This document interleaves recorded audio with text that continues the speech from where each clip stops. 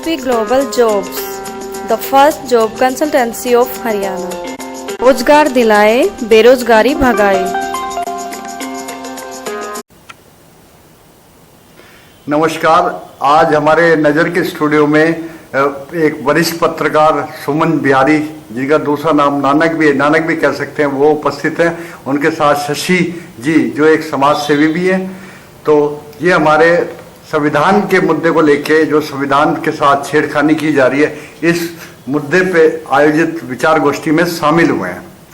तो मैं सबसे पहले शशि जी से ये जानना चाहूँगा कि शशि जी, आज जो इतने 70 सालों बाद संविधान में किसी न किसी बहाने परिवर्तन कर रही है भारतीय सरकार, तो इस बारे में आप क्या कहना चाहेंगे? देखिए, ऐसा है कि संविधान में परिवर्तन की मुझे ऐसा बिल्कुल नहीं लगता कि उसमें ज़रूरत है। ना ही समीक्षा की ज़रूरत है और ना ही कोई परिवर्तन की ज़रूरत है। संविधान पूरे विश्व में भारतवर्ष का नंबर 1 का संविधान है। तो मुझे 1% भी ऐसा नहीं लगता कि उसमें कहीं कोई समीक्षा की या उसमें कोई परिवर्तन की ज़रूरत है। जैसे आईपीसी की जो धाराएं हैं, उनमें भी जो संविधान में दी गई थी, उनमें भी कुछ परिवर्तन किया जा रहा है, जो एक तरह से धर्म के आधार पर परिवर्तन किया जा रहा है, उससे आप कहाँ तक सहमत हैं? यहाँ तो धर्म की बात आती ही नहीं है। क्यों धर्म की बात नहीं आती? कि जो संविधान के अंदर 100% 100% महिलाएं, चाहे वो किसी भी वर्ग, किसी भी धर्म, किसी भी समाज से आती हैं, उसमें सबकी सुरक्षा है। और बाबा साहब ने बड़ा ही सोच समझ के महिलाओं के लिए जो मुद्दे उन्होंने लागू करवाए हैं, उनके लिए उन्होंने बहुत संघर्ष उठाया है। और आज हम भी यहाँ पर बैठे हुए हैं, उन्हीं की मेहरबानी की वजह से यहाँ पर बैठे हुए हैं कि जो उन्होंने हमें पढ़ने का, बोलने का, सभी महिलाओं को अपनी बात कहने का या समाज में बाहर निकालने का, पुरुषों के साथ कंधे से कंधे लगाकर काम करने का, ये सब बाबा साहब ने ये अधिकार दिए हैं। जैसे बाल विवाह, जैसे सती प्रथा, वो किसी भी वर्ग की महिला है, उसमें सबकी सुरक्षा की बात है। तो मुझे नहीं लगता कि उसमें कोई ऐसे परिवर्तन की जरूरत है। तो अब कहना ये आप ये चाहते हैं कि जो भी आज महिला एक तरह से आज़ाद है, सुरक्षित है, वो बाबा साहब के संविधान की देन है, बाबा साहब की देन है। तो अब जब बात करते हैं हम इससे कुछ समय पहले की, जिस टाइम पे बाबा साहब का संघर्ष चल रहा था, उस वक्त इनका काफ़ी विरोध किया गया कांग्रेस सरकार से, जो कांग्रेस के जो सरकार में थे। तो उस बारे में आप क्या कहना चाहेंगे? पंडित नेहरू के समय की बात, 1947 से आसपास की बात, लागू होने से पहले से। क्योंकि इस देश में पुरुष प्रधान की मान्यता थी, और आज भी जो इस बात को मुद्दे पर उठा रहे हैं, वो पुरुष प्रधान की बात है, इससे ज्यादा कुछ भी नहीं। तो नानक जी, आप ये बताएंगे कि जो लोगों का कहना है कि यदि आरक्षण खत्म कर दिया जाए, मतलब आरक्षण खत्म कर दिया जाए, तो दलित वर्ग बाबा साहब अम्बेडकर का क्योंकि वो कदर नहीं करेंगे जो करनी चाहिए उनको। तो इस बारे में आप क्या कहना चाहेंगे? देखिए, जहाँ तक आरक्षण जो शब्द है, मैं कहता हूँ वो ही गलत है। हमें आरक्षण नहीं, प्रतिनिधित्व की बात करनी चाहिए। क्योंकि आरक्षण का मतलब तो हुआ कोई विशेष, जैसे कोई बीमार हो गया तो उसको विशेष खुराक दी जाएगी। आरक्षण के हिसाब से अगर हम देखते हैं तो जिस हिसाब से एक वर्ग का शोषण किया गया या उस शिक्षा से वंचित रखा गया, उसी केवल एक ही चीज को लें, शिक्षा से वंचित रखा गया, सामाजिक सम्मान नहीं दिया गया, और ये चीज हजारों साल तक चलती रही, तो उसकी मानसिकता क्या रह गई होगी। संविधान के आने से बाबा साहब ने ये देखा, और बाबा साहब ने भी और भारत के बाहर के जो मनीषी हैं, जो विद्वान लोग हैं, उनका भी मत ये था कि मनुष्य मनुष्य में कोई भेद नहीं होना चाहिए। तो उनको समानता का अधिकार की उन्होंने बात की। उन्होंने कोई SC ST के लिए ही केवल काम नहीं किया, उन्होंने बहुत से ऐसे काम करे तो जहां मतलब मनुष्य मनुष्य में भेद की बात थी, उसको उन्होंने समतामूलक विचार दिया। और इसलिए उसको बराबर लाने के लिए, बराबर लाने की जो व्यवस्था की गई, उसका नाम आरक्षण पड़ा। और मैं तो कहता हूं कि आज आरक्षण नहीं कह के जो उसको प्रतिनिधित्व शब्द का यूज करना चाहिए। और मान लो अगर 22% SC कम्युनिटी से आते हैं तो उनको 22% आप 100% मतलब जो है आरक्षण कर दीजिए ना सबका। जितने जो लोग हैं, जितने वर्ग से जो लोग आते हैं, उनको उतना उतना आरक्षण दे दिया जाए तो सबको समान हो जाएगा। शशि जी, आप इस बात से सहमत है कि जितनी जनसंख्या है उसके अकॉर्डिंगली में वो SSP Global Jobs, the first job consultancy of Haryana. रोजगार दिलाए, बेरोजगारी भगाए। शशि जी, आप इस बात से सहमत है कि जितनी जनसंख्या है उसके अकॉर्डिंगली में वो है आरक्षण देना चाहिए, इस बात से आप सहमत हैं?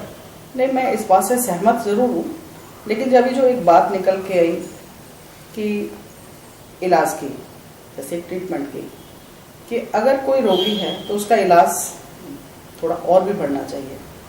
जैसे ऐसे समाज, या फिर मैं कहूँ कि 85% समाज बहुत ही मतलब दबी कुचली जिंदगी जी रहा था। अब जब बात आती है कि हमने एक पीढ़ी को उठा दिया, जिस दिन से संविधान लागू हुआ है उसी दिन से एक षड्यंत्र चला कि ये छीनना है। अब छीनना कैसे है, ये विषय आता है। हो सकता है किसी को मेरी बात बुरी लग जाए, पर सच्चाई से तो हम नहीं दूर हो सकते। जब मैं कभी पढ़ती थी, ये मुद्दा है बहुत बड़ा, मैं जब कभी पढ़ती थी तो 60 पैसे एक एजुकेशन फंड लगता था। वो फंड सभी को जाता था, चाहे कोई SC बच्ची है, चाहे कोई अपर क्लास है, चाहे BC है, चाहे OBC है, सभी का 7 पैसे फंड था। इसका मतलब समानता है। और उस समय सरकारी स्कूलों के अंदर HI तक सेक्शन होते थे। एक सेक्शन में 40 से 50 लड़कियां होती थी और H तक सेक्शन होते थे। सोचिए कि एजुकेशन कहां जा रही थी। 60 पैसे किसने कहा था कि आप माफ करो? मुझे नहीं लगता कि किसी ने कहा कि माफ करो। ये एक षड्यंत्र था कि 60 पैसे SC के माफ हैं। अब एक बच्ची जिसके 60 पैसे माफ नहीं हुए, वो अपने घर में जाके बात करेगी कि मेरी फ्रेंड के तो 60 पैसे माफ हो गए, मम्मी हमारे क्यों नहीं? तो फिर मम्मी बताएगी कि वो नीच जाति के हैं, वो अछूत हैं। एक भेदभाव वहीं से शुरू हो जाता है। ये हमें पता भी नहीं चला ये कब हुआ। अब कुछ लोगों ने तो खुशी मनाई, बहुत अच्छी बात है, 60 पैसे फंड माफ हो। अब अगली योजना आ रही है, अगली योजना आ रही है कि इनको खाना भी दिया जाए। अब कुछ जिनकी गरीबी थी तो वो ये कहते थे भी चलो बड़ी अच्छी बात है, हमारे बच्चों को सरकार खाना भी दे रही है। किसने मांगा था खाना? आप खाना दे रहे हो। अब जिस अपर क्लास में जिसके यहाँ पे सर्वेंट काम करते हैं, काजू बादाम पिस्ता क्या क्या नहीं उनके घर में ढेर पड़ा हुआ, तो क्या वो अपने बच्चों को वो वाला खाना खिलाएंगे जो 6 महीने पहले दलिया बना हुआ है, उसमें कीड़े लगे हुए हैं? भेदभाव वहीं से शुरू हो गया। उन्होंने अपने बच्चों को धीरे धीरे अलग कर लिया, प्राइवेट स्कूलों में डाल दिया और गवर्नमेंट वालों के साथ अभी अगली योजना में आ गया कि इनका 5वीं का बोर्ड का पेपर लेने की भी जरूरत नहीं है। यानी बच्चे के दिमाग से एक डर हटा दिया गया कि अब तुझे पढ़ने की भी जरूरत नहीं है। माँ का भी खत्म हो गया कि 5वीं तक तो पास हो ही जाएगा, उसको जरूरत नहीं है, पढ़ने की भी जरूरत नहीं है। स्कूल में पढ़ाने की जरूरत नहीं, क्योंकि उनको बोल दिया कि आपको मटर का हिसाब देना है, आपको आलू का हिसाब देना है, आपको गाजर का हिसाब देना है, पराठे का हिसाब देना है। आपसे पढ़ाई तो कोई मांग ही नहीं रहा। पढ़ाई अगर मांगते तो 5वीं का बोर्ड का पेपर क्यों खत्म करते? इधर प्राइवेट स्कूल्स के अंदर वीकली जो बच्चा पढ़ रहा है, वीकली उसका टेस्ट हो रहा है। और गवर्नमेंट स्कूल में इस हफ्ते कितनी मटर आई है, कितने चावल बने हैं, एक टीचर उसका हिसाब दे रही है। ये कितना गंभीर विषय है। यानी बच्चे को खाने तक छोड़ दिया, पढ़ने की तो जरूरत ही नहीं है। मुझे याद है जब 5वीं का बोर्ड का पेपर होता था तो एक टीचर के ऊपर भी प्रेशर रहता था कि मेरा रिजल्ट खराब हो जाएगा। भले वो कुछ इंपॉर्टेंट क्वेश्चन बताते थे, ये याद कर लो, एक स्टोरी पढ़ा दी, ये याद कर लो। मैं समझती हूँ 50% बच्चा उन्हीं में पढ़ जाता था। अभी आपने बोर्ड खत्म कर दिया, आपने 8वीं का बोर्ड खत्म कर दिया, यानी पढ़ाई से दूर हो गए। अब 9वीं में वो कहते हैं ये ऐसे ही SC के बच्चे हैं, इनको कुछ लिखना पढ़ना आता नहीं।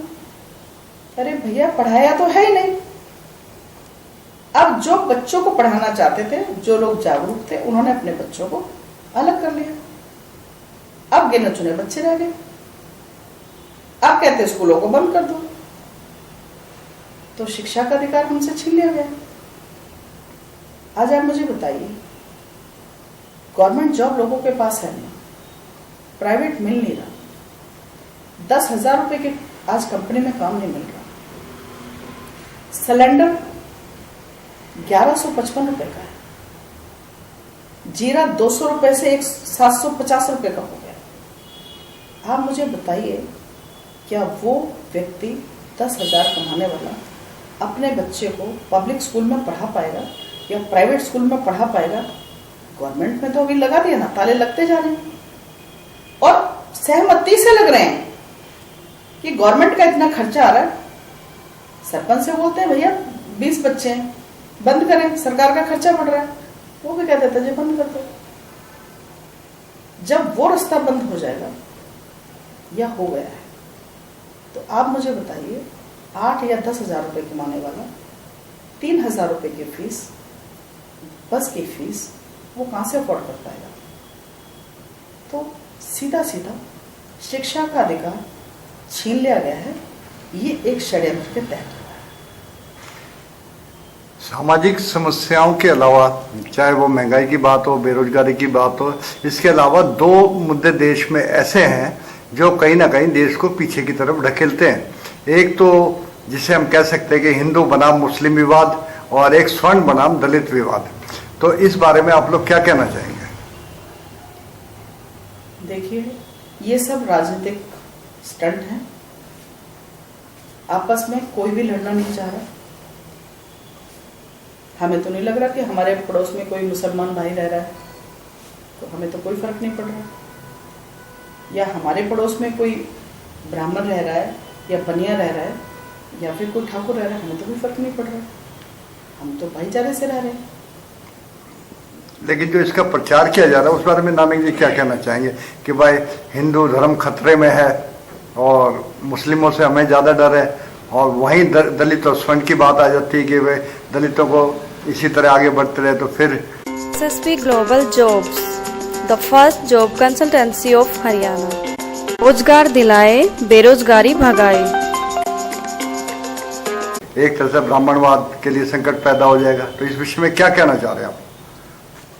कि आज के 10 साल पहले भी हिंदू मुसलमान जैसे पहले रह रहे थे, अब भी रह रहे हैं। अब क्या अचानक से ऐसी कोई चीज़ हुई जिससे हमारा धर्म खतरे में पड़ गया?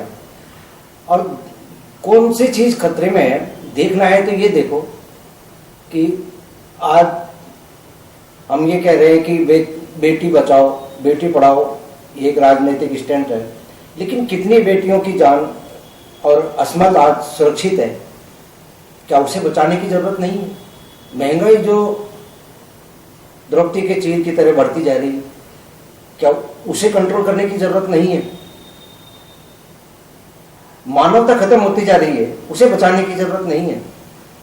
मतलब आपका कहने का अभिप्राय ये है कि वो मानवता बचाने की है वो चीज़ है, सबसे वो बचानी बड़ी चाहिए। और धर्म है वो एक तरह से यही है, मानवता को ही आप धर्म मानते हैं। बिल्कुल मानवता ही धर्म है। मनुष्य एक जाति है। अब ये देखिए कि कोई आदमी, कोई किसी का एक्सीडेंट हो जाता है, कोई बीमार पड़ जाता है, अगर खून की जरूरत पड़ती है, तब क्या आप जाति देखते हैं? तब क्या आप धर्म देखते हैं? क्या चीज देखते हैं? ब्लड ग्रुप देखते हैं ना। तो आप जो साइंटिफिक बात है उसको नहीं करना चाहते हैं, खाली वोटों की राजनीति चल रही है। और वोटों की राजनीति के लिए ये तरह तरह के स्टंट खेले जा रहे हैं, तरह तरह के तरीके निकाले जा रहे हैं। अगर मनुष्य का अलग अलग धर्म होता, कितने प्रकार के धर्म हैं, ये वे ऑफ लिविंग है, जीने का तरीका है। कुछ समाज के लोग, कुछ रहन सहन उनका अलग हो सकता है, कुछ परंपराएं अलग हो सकती हैं, रीति रिवाज अलग हो सकते हैं, लेकिन मनुष्य जाति का तो अगर सही अध्ययन किया जाए तो एक ही धर्म होना चाहिए। अलग अलग कैसे धर्म हो सकते? तो भारतीय जनता पार्टी भी तो यही कहती है कि भाई देश में एक राष्ट्र, एक धर्म और एक सिस्टम होना चाहिए। तो धर्म देखो, जहां तक धर्म की बात है, धर्म में हिंदू बौद्ध है, धर्म में मुस्लिम जैन। मैं तो इसको नहीं मानता कि हिंदू धर्म है या मुसलमान धर्म है या सिख धर्म। ये समाज है, ये संप्रदाय हैं, ये आस्थाएं हैं, ये परंपराएं हैं जो हम लोगों ने बनाई हुई है। पूरी मनुष्य जाति का एक ही धर्म होना चाहिए, एक ही स्वभाव होना चाहिए। जैसे आग का धर्म है जलाना, बर्फ का धर्म है शीतलता देना, तो मनुष्य के विभिन्न धर्म कैसे होंगे? ये एक सोचने की बात है, ये एक समझने की बात है। ये संप्रदायों में जितने टुकड़े धर्म के नाम पर मनुष्य ने करे हैं, किसी ये चालाकीपूर्ण दिमाग का काम है। और जितने टुकड़े मनुष्य के किए गए हैं, तो मानवता खत्म हो गई। मानवता की तरफ हमारा ध्यान ही नहीं है। तो क्या आप लोगों को लगता है कि ऐसे निकट भविष्य में जो पहले पुराना राजपाट सिस्टम चला आ रहा था, लोकतंत्र को खत्म करके सरकार एक तरह से राजतंत्र लाना चाह रही है, तो इस बारे में आप क्या कहना चाहेंगे? क्या ऐसा संभव है कि लोकतंत्र जब है अब, तो आने वाले समय में ऐसी कोई स्थिति आए कि राजतंत्र में परिवर्तित हो जाए?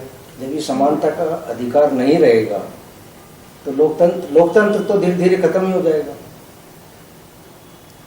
फिर आप क्या कहना चाहेंगे शशि मैडम इस विषय पे? देखिए, जहाँ समानता, अभी तो हम समानता में तो अभी तो बात आई नहीं है।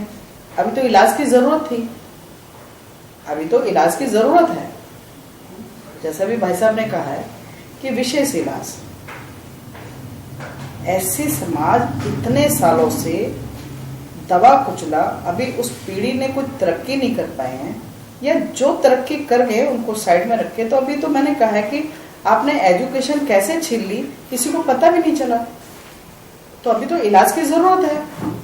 नहीं, इसके परिणाम तो आज से 5 साल 4 साल बाद आएंगे। अभी तो जनता ये समझ भी नहीं पा रही कि इस माध्यम से इन्होंने एजुकेशन एक वर्ग से मतलब एजुकेशन छीनी है। तो छीनी है तो अब यही तो समझने की बात है कि एजुकेशन, भाई कोई भी राजनीतिक जो लोग हैं वो तो ये चाहते ही है ना कि लोग बेवकूफ बने रहे, हमें वोट देते रहे, हम उनके साथ खेल करते रहे।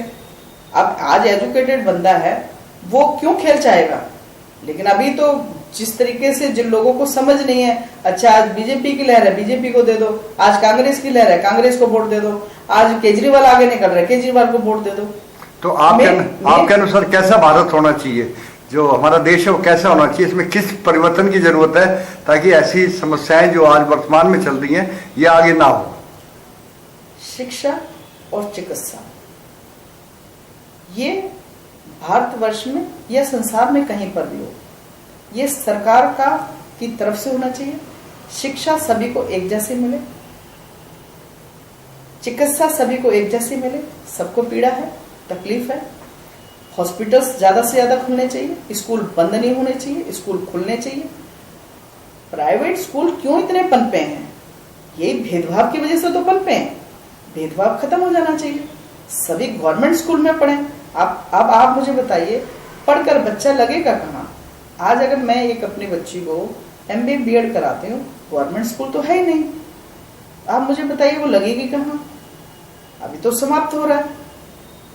तो अभी इलाज की जरूरत है, इसलिए संविधान से कोई भी छेड़छाड़ नहीं होनी चाहिए।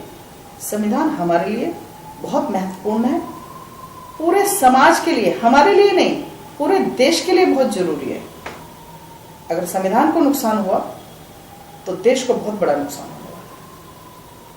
जहां पहले कांग्रेस सरकार ने पिछले 60 सालों में, 70 सालों में जो था, वो एक तरह से संविधान का इस्तेमाल किया, चाहे वो मुस्लिम वोट बैंक हो, चाहे दलित वोट बैंक हो, उनको अपने पक्ष में रखा। और पिछले अब 9 सालों से जब भाजपा की सरकार आई है, उन्होंने उसको एक तरह से खत्म करना चाहा। तो गलती किसकी मानेंगे आप, कांग्रेस की मानेंगे या भारतीय जनता पार्टी की मानेंगे? एक तो कांग्रेस ने तो इसको इस्तेमाल करा अपने वोट बैंक के लिए। नहीं, वोट बैंक के लिए उसने इस्तेमाल जरूर किया, लेकिन आज जितना समाज या फिर आज जितना लोग खतरे में हैं, मुझे लगता है कि उस समय इतने खतरे में नहीं थे। तो खतरे में लोग हैं या धर्म है? लोग खतरे में, धर्म कहाँ खतरे में? मतलब आपका कहने का ये मतलब ये है कि हमारे जो आपसी मतभेद है वो दिन प्रतिदिन बढ़ते जा रहे हैं। दोबारा क्या? हाँ, जो मतभेद हैं, जो स्वर्ण और दलित की बात आ रही है, वो खाई ज्यादा गहरे हुई है, और मुसलमान और हिंदुओं के जो बीच की बात आई है वो भी खाई गहरी हुई है। आपके कहने का मतलब? हाँ, बिल्कुल बिल्कुल, ये गहरी हुई है। और बाकी ये भी राजनीतिक स्टंट में ही गहरी हुई है, बाकी हमारे आपस में कोई गहरी नहीं हुई है। हम मोहल्ले बस्तियों में रहते हैं, हमारा मित्र हैं हमारे उनसे कोई मतभेद नहीं, हमें कोई फर्क नहीं पड़ता। लेकिन हम थोड़ा सा फ्लैशबैक में जाते हैं, 1947 में जाते हैं, जब भारत और पाकिस्तान विभाजित हुआ था, और जो उस वक्त के जो इंसिडेंट्स थे, तो क्या इससे भी बुरी स्थिति उस वक्त नहीं थी जब पाकिस्तान अलग बना?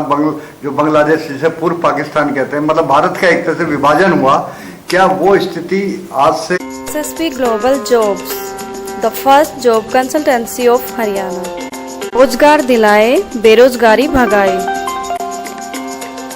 मित्र हैं हमारे उनसे कोई मतभेद नहीं, हमें कोई फर्क नहीं पड़ता। लेकिन हम थोड़ा सा फ्लैशबैक में जाते हैं, 1947 में जाते हैं, जब भारत और पाकिस्तान विभाजित हुआ था, और जो उस वक्त के जो इंसिडेंट्स थे, तो क्या इससे भी बुरी स्थिति उस वक्त नहीं थी जब पाकिस्तान अलग बना? जो बांग्लादेश, जिसे पूर्व पाकिस्तान कहते हैं, मतलब भारत का एक तरह से विभाजन हुआ, क्या वो स्थिति आज से ज्यादा बुरी नहीं थी? नहीं, देखो, बुरी की बात है कि राजाओं का वंश चला गया, राजाओं की राजगिरी चली गई, तो वही राजा तो पहले भी थे राज करने वाले, और वही राजा आज भी राज करने वाले हैं। आप क्या सोच रहे हैं कि निचले वर्ग जो है ऊपर पहुंच गए हैं? नहीं, वो शुरू में तो जो रियासत थी उन्हीं को ही चुनाव लड़ने, वो ही सांसद बने, वो बात आपकी सही है, वही वो बने हैं। लेकिन आज 70-80 साल हो गए, तो 70-80 साल बहुत होते हैं एक तरह से समाज को उठने के लिए और दूसरों के लिए। 3 पीढ़ियां आ जाती हैं इसमें। तो ये बाबा साहब का जो संविधान है, इसलिए तो इसकी उनको समीक्षा की जरूरत पड़ रही है, क्योंकि संविधान ही हमें बराबरी का अधिकार दे रहा है, संविधान ही हमारा बचाव कर रहा है। तो संविधान को इसलिए तो छेड़छाड़ उसके साथ करनी उनको अच्छा लग रहा है कि इसको ऐसे कर दिया जाए। आज लोकतंत्र की जो बात आती है, संविधान को एक किनारे रख दिया गया है, मैं ऐसा समझती हूँ। तो आपको क्या लगता है कि अब किस तरह के कदम उठाने चाहिए सामाजिक, एक समाज सेवा के रूप में किस तरह से मतलब कदम उठाने चाहिए? क्या जागृति लानी चाहिए समाज में, ताकि संविधान का भी सम्मान रह जाए? संविधान के बारे में लोगों को खुलकर जानकारी देनी चाहिए कि संविधान हमारा बचाव है।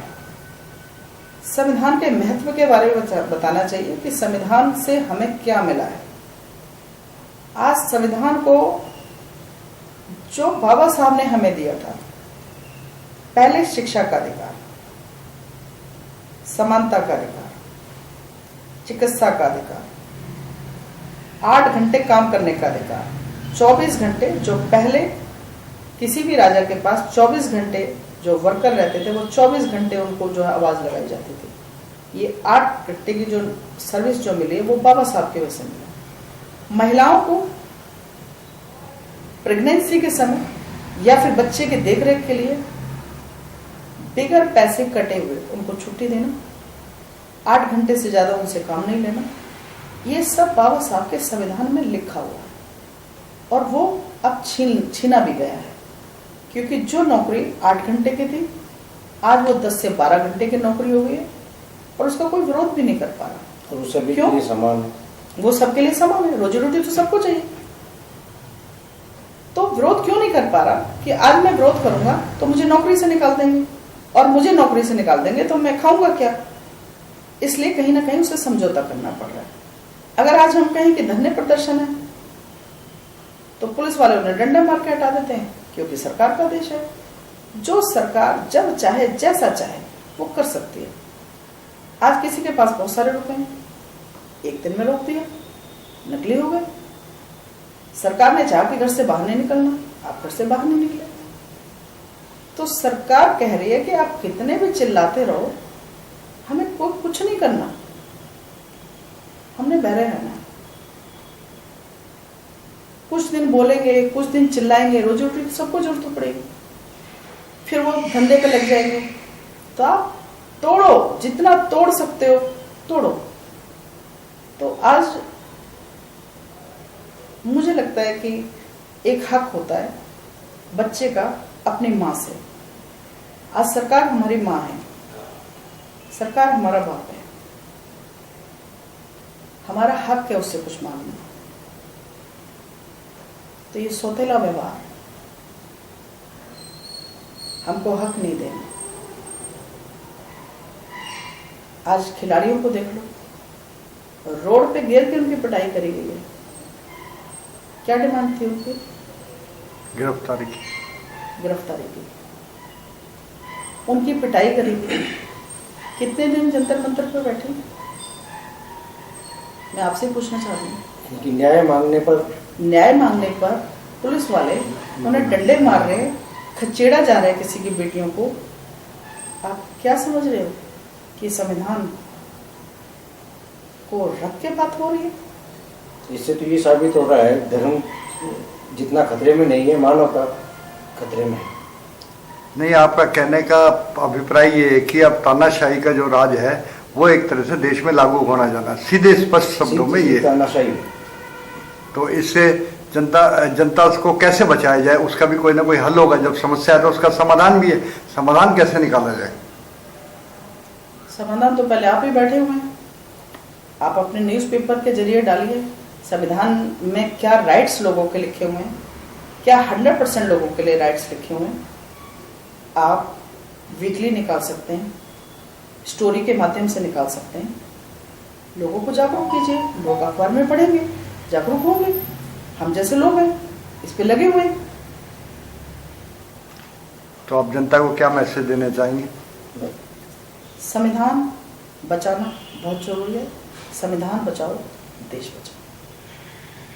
और मैं समझता हूँ जितनी जिम्मेदारी पत्रकार की है, पढ़े लिखे लोगों की है, चैनलों की है। आज चैनलों पे देखिए 1-2 चीजें हैं वही छाई रहती हैं। महंगाई के लिए कोई आवाज़ नहीं उठाता, किसी भी चैनल पर महंगाई का कोई जिक्र नहीं।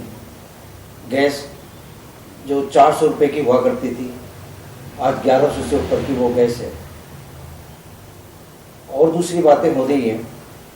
तो जो खाई है वो बहुत बड़ी होने वाली है। कितना अंतर आ गया, ऊपर जाने वाला है और नीचे वाला बहुत नीचे जाने वाला है। तो ये खाई जितनी गहरी होती जाएगी उतना देश को नुकसान होगा, समाज को नुकसान होगा, लोगों को नुकसान होगा। लोग असुरक्षित महसूस कर रहे हैं। धन्यवाद।